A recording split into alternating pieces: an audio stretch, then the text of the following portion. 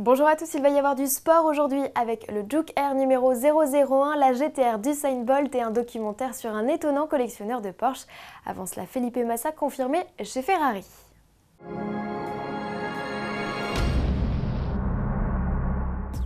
L'histoire entre Felipe Massa et la Scuderia Ferrari se poursuit. Le pilote brésilien a été confirmé aux côtés de Fernando Alonso jusqu'à la fin de la saison 2013.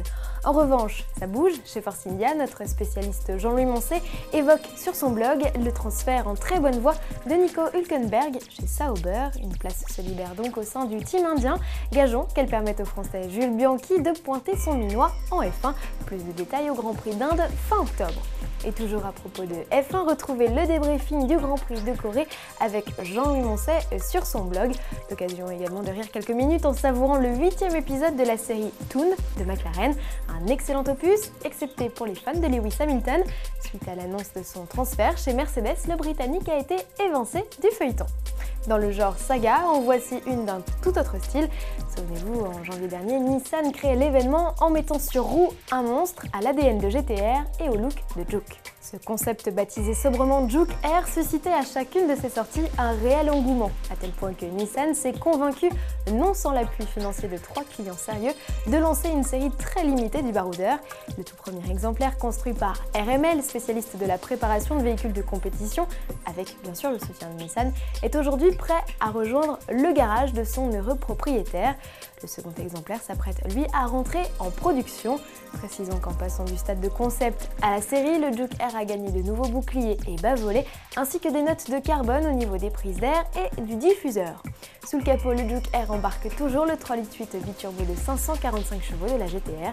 Le 0 à 100 km/h est annoncé en 3 secondes. Les acheteurs intéressés par le modèle sont invités à se manifester à l'adresse ci-dessous. Pour mémoire, le tarif de base de Super Godzilla démarre à 500 000 €. Comptez un peu moins, quoique les enchères devraient vite monter pour acquérir cette GTR en or, un modèle unique inspiré par les médailles d'Usain Bolt, le champion olympique du 100 et 200 mètres. Le fruit de la vente de cette sportive créée par Nissan sera remise à la fondation du sprinter. En parallèle à cette opération, Usain est passé du stade d'ambassadeur de Nissan à celui de directeur de l'excitation, un titre pas seulement honorifique. Lors de sa venue au siège de Nissan au Japon, le constructeur en a profité pour faire rouler le champion tour à tour en conducteur ou passager.